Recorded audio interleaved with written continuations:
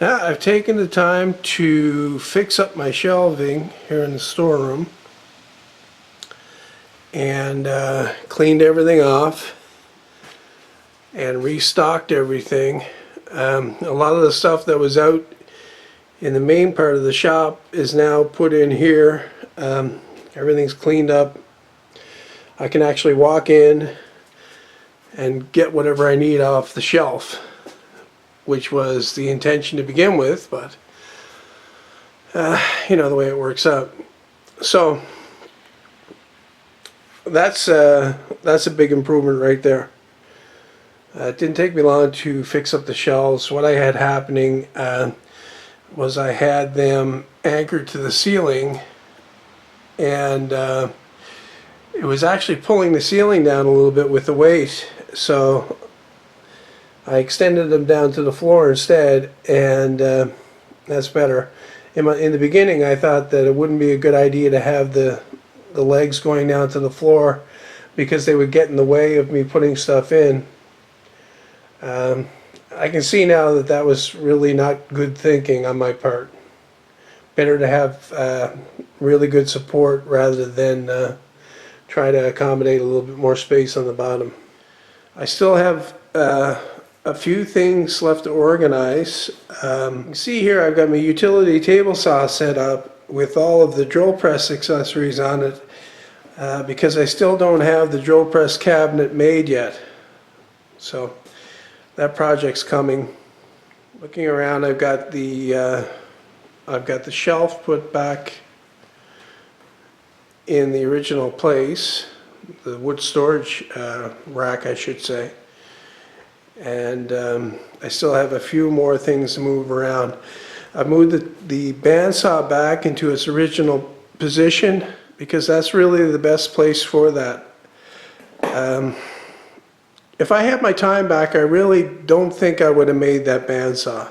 Most of the time it just sits there. It's hardly ever used. I spend a lot more time with this one right here, and this one's far from ideal also. So in the future, look for a 12-inch bandsaw build from me. Going over to the shelving unit over on the side here, I fixed that up and I painted that.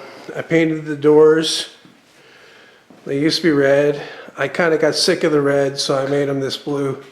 This is a color I used in the basement, so I had the can, so I figured I'd use it here.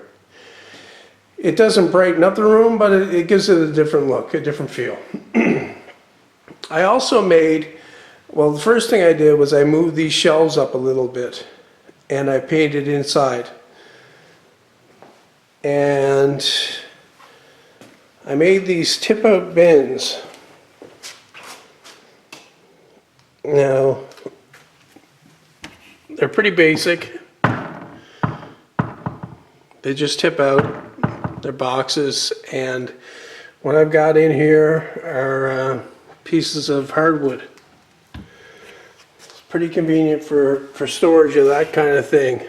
I got both boxes, you know, more than half full. There's a stop right here that stops it from tipping all the way out because they are pretty heavy. I think that's a good use of that space down there. Even if it's just a garage, I mean, you can store winter boots and stuff in there, gloves, that kind of thing, even if it's not being used as a workshop. So, and in here I've got a lot of the stuff that you don't use every day, and but you still need access to. It's good in here because it doesn't get covered with dust when the doors are kept closed. The workbench, I moved it to this spot right here. My thinking is that this needs to be close to where these cupboards are, where I store all the tools and stuff. So I've got the workbench here, tools on the shelf here, clamps over here. Everything fairly close to one another to assemble whatever I'm going to be assembling. that kind of makes sense. I still need to make a way to level up this bench on this really crooked floor.